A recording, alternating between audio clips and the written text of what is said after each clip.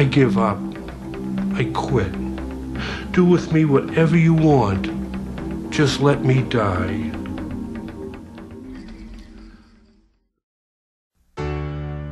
My Jesus, I need you. There's nothing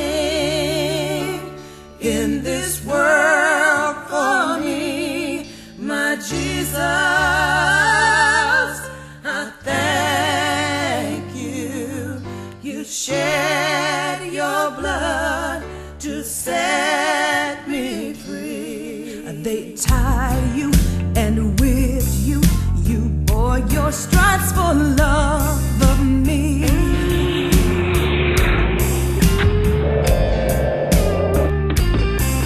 They spit and they slapped you, a crown of thorns you wore for me. I felt the words of Satan ring loud in my ears. For you there is no hope. A cross on your shoulder, beating you to your blood and knees. In these years in Viet Nam, I had turned from God as far as I could. The hands of the healer were nailed to the wooden cross. What a shame how they did my Lord.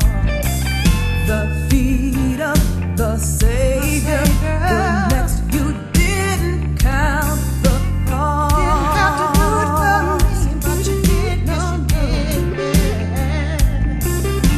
a God full of mercy, but no mercy left for you. Yeah, yeah. A God full of loving, forgiving all your killers too. Shame on you, yeah, yeah. You drew people to you when you were lifted up so high. My God, you were lifted high.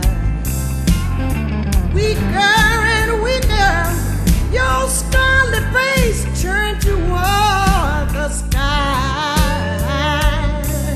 Yeah, yeah, yeah, yeah. You say, Father, forgive them, for they do not know what they do. My slogan became hardy for today, for tomorrow you'll die.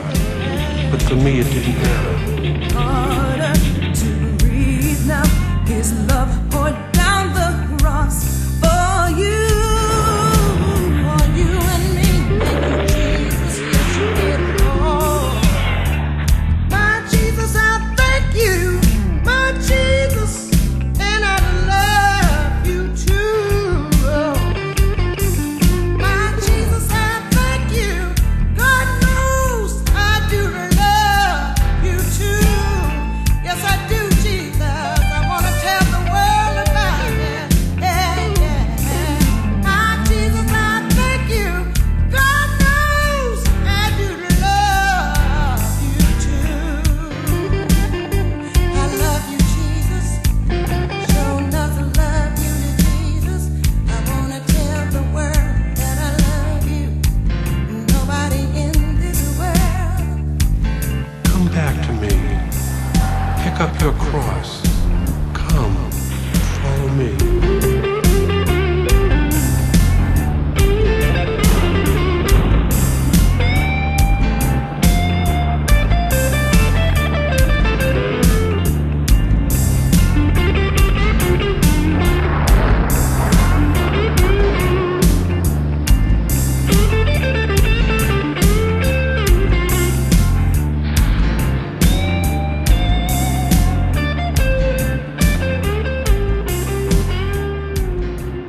When I was young, a long time ago, I was brought up Catholic, and up to First Communion, through First Communion, I really loved God.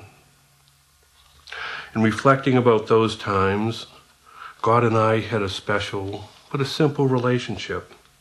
I never saw God, I never met him face to face, but somehow he always seemed to be there. It was just out of sight, but he always seemed to be there. I remember around 8 or 9 years old. I remember his presence as I received Eucharist in the Mass in the Catholic Church. I felt his strength and his presence so strongly. Sometime between First Communion and Confirmation, as I grew older, I remember that I wanted more than anything else to be one of the best ones out of the class. I wanted to glow and to bring a real commitment to my special friend. For Jesus was the one that I treasured more than anything else. And I think, like St. Peter, I promised that I'd never leave him, that they could even hang me on a cross, and I'd never leave him. Sometimes I think how God must smile at us in the simple little things that we do. Like Peter, I also didn't know the course that my life would take. Sometime between 11 and 15 years old, my friend Jesus and I began to lose touch with each other. My father was an alcoholic, and after years of difficult times, he finally left home. And suddenly we got very poor, and many of the people that used to stop and visit with us didn't come anymore. My older sister left home to get married, and I started to become a loner. In my loneliness, I turned away from my friend Jesus, and I began to wander from place to place, and most of the magic of the life we shared began to stop. A sadness and an emptiness began to creep in, and my special friend began to seem so far away. Even communion lost that little special touch, that little bit of magic that we used to share. Around the time I was 15 or so, all of the realism of the real world began to overshadow me.